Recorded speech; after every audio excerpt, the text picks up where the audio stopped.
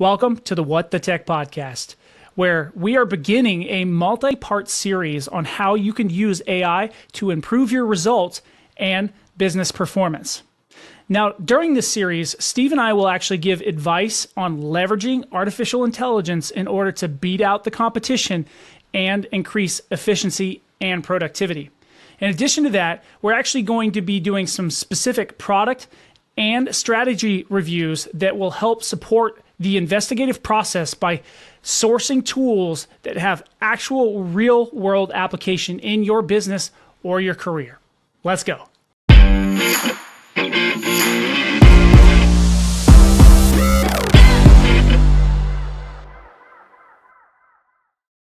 All right, so before we get started today, I actually wanted to kind of level set with some, what I think are some daunting statistics about how AI is actually going to impact business globally and continue to do so in the business sector.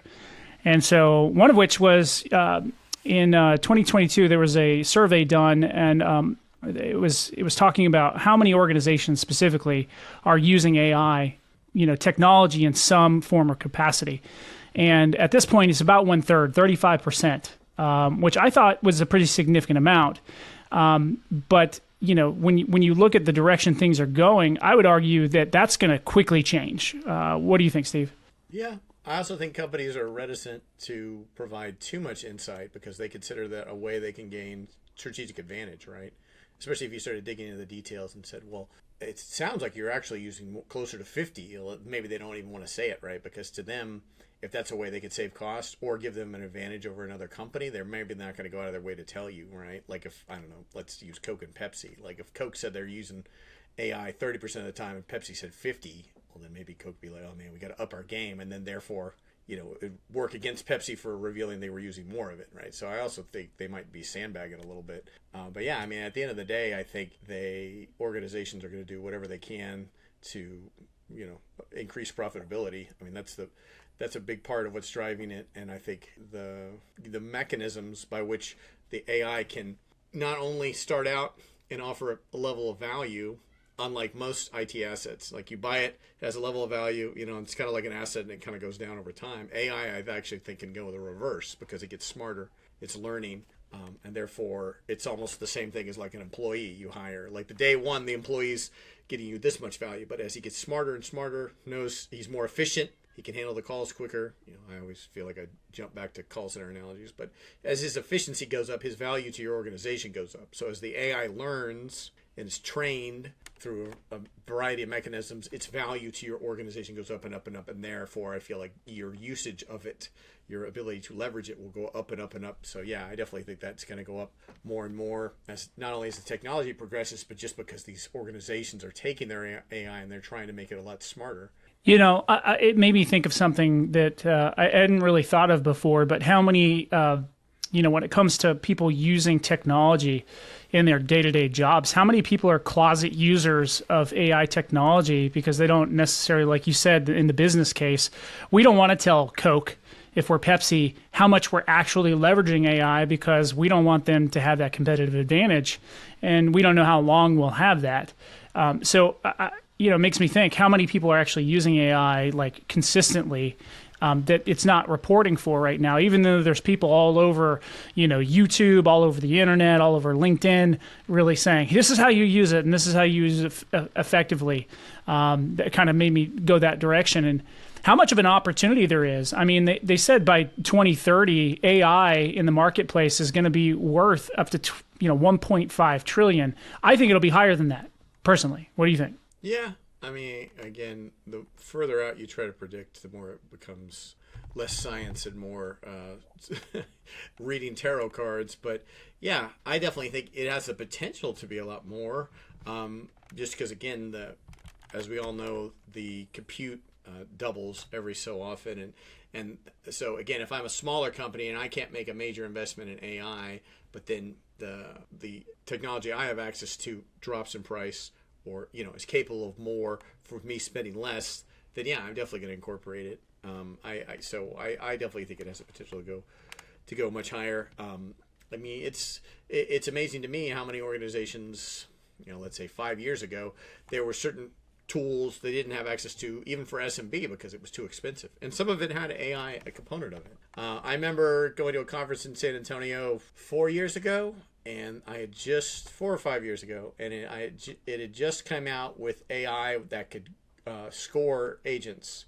So in most call centers, if you're an agent, I would evaluate you on some interval, let's say every 90 days. And then I would listen to, 20 random calls. And I would say, okay, did he do a good job with the intro? Yes.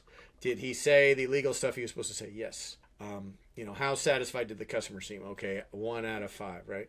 And sometimes it was a very long list. Could be, I've seen some that were like 50 points that they had to grade. And what did the agent normally say at the end? Well, you got my worst calls, right? That's a very common thing, right? Like you cherry pick right. my bad ones. Every other customer is happy, but these 5 were, the devil. So the agents and the supervisors loved automated QM, which is a form of AI. It definitely, I'd say, is one of the, if I had to pick a top 5 for call center, it's right at the top. They loved it because I could score every call. And the way it worked is, I would give it a sample size. I've even seen some where you don't have to give a sample size, but I definitely recommend that. But you give it a sample size. Okay, I've evaluated 8 of Troy's calls, but he's taken 8,000. Take these 8 as your baseline and now apply them to 8,000 calls and give me the true score for Troy. And then it would spit out a number. And it would do that for every agent. And again, agents and supervisors loved it because they knew they were never going to get to 8,000 calls for Troy. And the agents were like, yeah, like, okay, I've got some bad ones, but if those represent a small minority, then that's going to come out in the wash. Like over the average, I'm going to look good. And yeah, so I think that's another one where those tools at that conference 5 years ago was definitely the cream of the crop. I'd say the top 10% of call centers could even afford it, implement it. It was the conference. Calabrio was one of the pioneers of it. But now it's like, my God. Like, I can't even find a vendor in that space that A, doesn't do it, and B, they sell to every market segment, from the smallest up to the biggest. And yeah, why not? Even if you got a 10-person call center, sure, put it in, right? Like, even if it's a small number. Now, obviously, its value to your org goes up when you spread it across a bunch of seat counts. But yeah, it's definitely, that to me is a good example of why the value is going up, because now it's capable of being in the hands of more of the SMB market. So yeah, good points. So what are all the applications? And I'm going to list off a couple that I can think of for business as far as what it allows smaller to mid-size organizations to do, right? So we've talked a little bit about behind the scenes from a data standpoint, being able to pull analytics information. Call center is a perfect example, but potentially even automating customer service. We're seeing a lot of AI-powered chatbots, whether they're directly connected to a chatgpt or some other artificial intelligence language model, right, that can communicate more in a natural sort of way and really understands natural requests for information, as well as, we've seen it, really level up a lot of the personalized marketing that exists out there. The ability to say, hey, you're a snowflake, I'm going to make this all about you, right? That kind of started with account-based marketing. Very specific. You pick, maybe 100 accounts,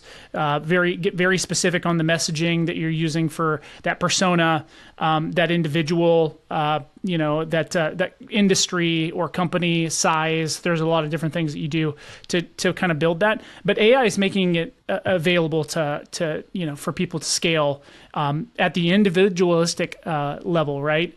And so those are a couple of ways I've heard of. We've talked about some. I've had previous people on the show. We talked about automation in logistics. Robots. Leveling up their technology so that there's some autonomous ability for things to go pick inventory and put it wherever it needs to go to identify opportunities for efficiency, to also eliminate potential hazards. Within the workforce, where employees are picking up heavy things, potentially hurting their back, workers' comp claims, and things like that. But let's maybe kind of dive into some of the other impactful pieces that you've heard of. Yeah, I think realistically, where's your expense in the business? And I think being involved with human resources like you are, you can relate to.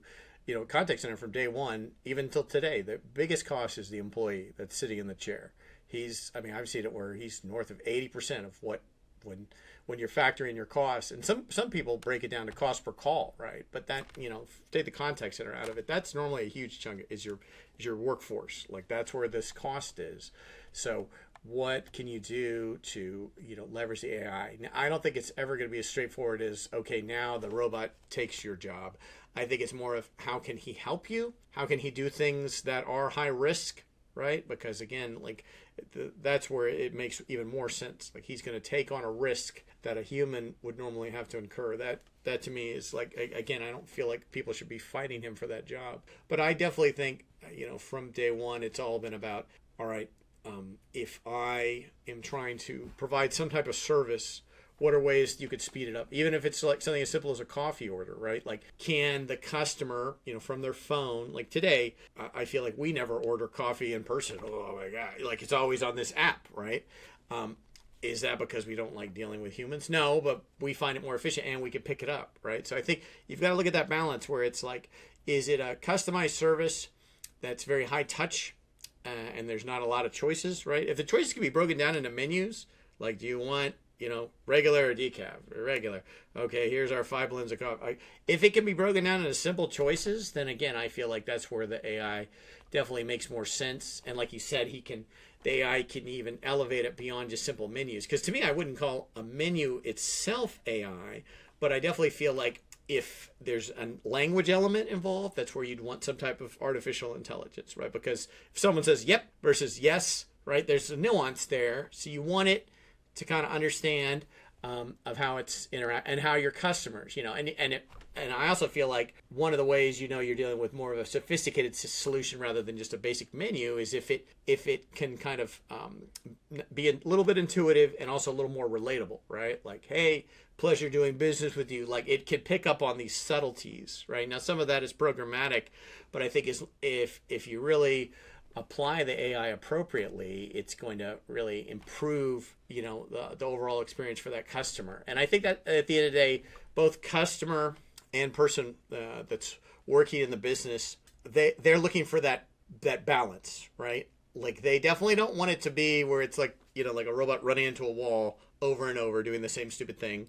They want it to be where, okay, I'm trying to accomplish something, in my coffee example. Now, some people might prefer the phone. Some people old school, want to go in person, right? So you're delivering the service on their level, and you're also trying to create it where it's, optimal experience and, efficiency, right? They don't want to be rushed, right? Like where it's like, oh, answer now, quickly, right? They want to be able to take their time with the interaction.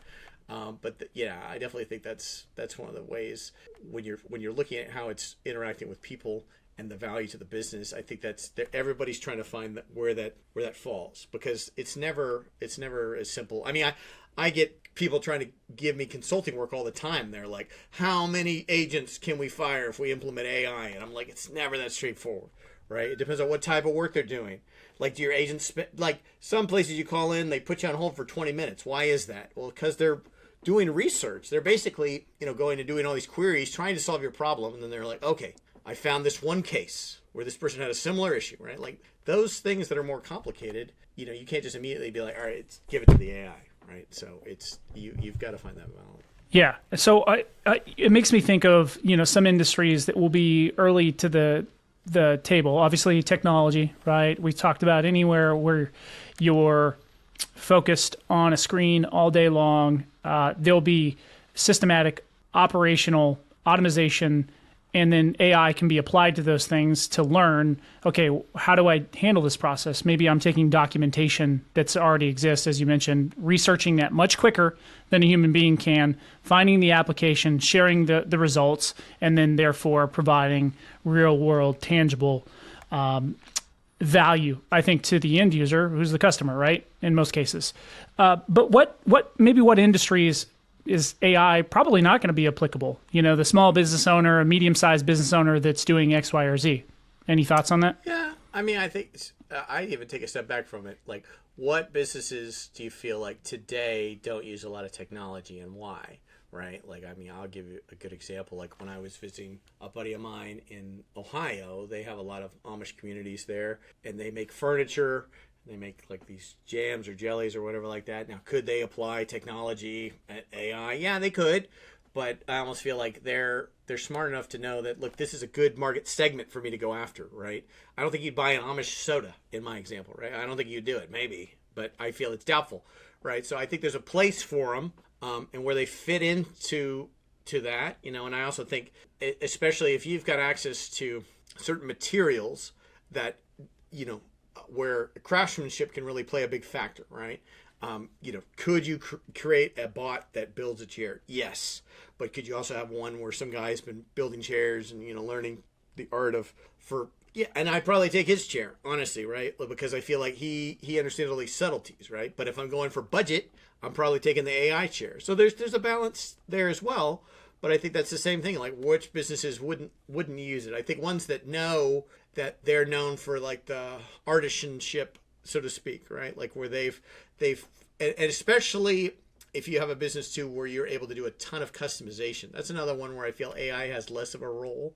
AI is great if you're like, okay, you need to do this task. It has 4 steps and you're going to do it a billion times. And I want you to maybe ratchet up how you do it, like put a little bit of intelligence behind it. But the moment it's like a very customized kind of thing, like, I'm not even going to say contact center. In the IT space, a big chunk of cost and a big chunk of work is pro services. That's a category they put them in. Well, what is pro services? Really, it's someone that's bought something or buying something and then wanted to do something it doesn't do today. There's a gap, right? Now, how do you solve for that? Well, there's a cost, and mostly it involves people that understand the technology, writing code, and sometimes even beyond just writing code, building things, right? They're building tools, applications, and that's satisfying this need, right? So this customer knows this thing does the customer needs 5 things. This thing only does 4. How do they get the 5th? They throw in pro services. Then I feel like it's less. So I don't think it's as huge a role in things like creating custom code, because especially if it's a one-off, like you've got some antiquated, I don't know, mainframe, and you want it to talk to some other bizarre thing. Like you might be the only one ever that wants these 2 things to communicate. And so you insert the pro services team with their developers and all that. And they're going to, basically find a way to, send the data, whatever it is. Then I feel like it's so that piece, answering your question in terms of where AI doesn't play as big a role. I don't see a huge now. If I as part of the pro services team, I might say, hey, AI, I want you to create a database. I want it to have these 2 pivot tables, and I want it to be written in SQL. And it goes into, yes, so components of the work, I could see that. But even then, like you could apply that even to like the artisan guy. Like, look, I'm going to create most of it from scratch, whatever it is, a recipe or some woodworking thing. But then I'm going to use AI for this one little bit, right? Maybe it's like, I don't know, these super small drill bits and they've got to come in at weird angles or something. And then I give it that piece because that's a way better use of its time. But I think, that's where I kind of see it is the more the customization, then I feel like it's still gonna need a big chunk of it. The humans are gonna do, and mostly too because I wouldn't spend let's say hundreds of development hours to write a bot to create a bridge between these 2 systems that may never be needed again, right? And especially too, like if you're in a business where the hand craftsmanship, whatever it is a selling point, you don't want to turn around the next day and be like, oh yeah, the bots make everything. Like again, I feel like it would be working against you at that point. So yeah, good point. I think there's a lot of challenges and risks as it pertains to leveraging AI, some of which I think that there's the risk of not doing it. I saw a post the other day on LinkedIn that basically said, hey, if you're not leveraging chatgpt to make your job more efficiently, just understand that your peers are and that you're going to fall behind. Do you feel like that's actually the case? And just from your opinion? Yeah, I mean, it's difficult, right? Because I think there's a lot of ways to leverage it that people are unaware of today. I think, like we talked about in the last call, I think some people think it's just a better way to search, right? And that's, on some degree, it would improve search, but I feel like it has a ton of potential. So I think everyone should take a hard look at what are ways I could leverage it that I don't think, or I know I'm not doing today. So I think there's some validity in that, but I also feel like you're never gonna like I will straight up say right now, like I do not see at one point where all your salespeople are replaced by an AI. I don't see it, right? Because people love to buy from people. There's no doubt. That's not going to go away. No one's going to be like, I'm so glad these robots are now selling to me. Like, no, it's not happening, right? They want something that's relatable, right? Like, at that point, you might as well be like, robots are going to take over government, right? There's going to be a robot president. Like, no, I don't think we would do that, right? Like, because, again, like, we want to use them as a tool to improve certain aspects of maybe our job or maybe whatever. But, like, your role, like, especially, like, sales, I think, again, they want someone that's relatable, that can, seem like them. Like, that's why it's difficult to even take people out of their geography. Like, if I've lived in the North my whole life, Northeast, let's say, and I have a certain accent and I have a certain way I do things, mannerisms, maybe I'm shorter with people, but that's just kind of like my Northeastern. And then you move me to Los Angeles and then say, go for it, right? I don't know the geography. They definitely can tell I'm not from around there, right? Like, that's difficult. And that's still a human going from point A to B, right? That's a challenge for them, right? Why is that? Because again, they can't instantly turn into something else, and that again is at least still a person, right? And I think that just goes to show how much of those subtleties matter, right? Your mannerisms, your tone, body language, all of that. I think in some distant dystopian future, hard to say, but I feel like for the immediate 500 years, no, like that's crazy. That's just, again, if you've certain jobs for sure, like if all you do is build database tables and format them and then out of those database tables you're producing graphs, be worried, your job going away, right? But these other things I talked about, again, I do not see AI taking over tomorrow. I feel like people love to say things like that because of they love to promote the hype around it. Like, oh yeah, it's taking over, right? And I mean, I guess, again, if you want to sensationalize something because you want more clicks, maybe, right? But the practicality of it, I don't think that. It's the same thing. I mean, heck, people have been making crazy claims about, the environment or whatever, and then by now we should have no more polar bears or whatever. Like, I feel like people can push it to the limit to maybe wake people up and try to get their attention, but I don't see it completely replacing everyone's job in 5 years. Like, it's insane. Let's bring it home then. So I think there's probably a couple tips for implementing AI in a business. Where is it applicable? How do we use it right now? And then let's kind of bring it home with a summary of like, hey, these are the types of organizations that should be seriously considering it. This is sort of applications that potentially could be used right now effectively. What are your thoughts around just implementing AI? I think there's probably got to be a process to it, but there's some that are ready to use for particular applications. So I would argue that one of the things I would say if I was speaking with a business owner that hadn't really considered it yet, I'd say, hey, there's a lot of free applications out there that if you have any sort of internet presence. That you should be playing with, whether it's the chatgpt or some of the other systems that can create just efficiencies in marketing or sales or outreach. Those are definitely areas where I have personal experience and can see the value in leveraging those. But what would you say are some of the areas that I think the average business owner should be thinking about? Yeah, I'd say retail is a big one. Anyone that has to do with supply chain.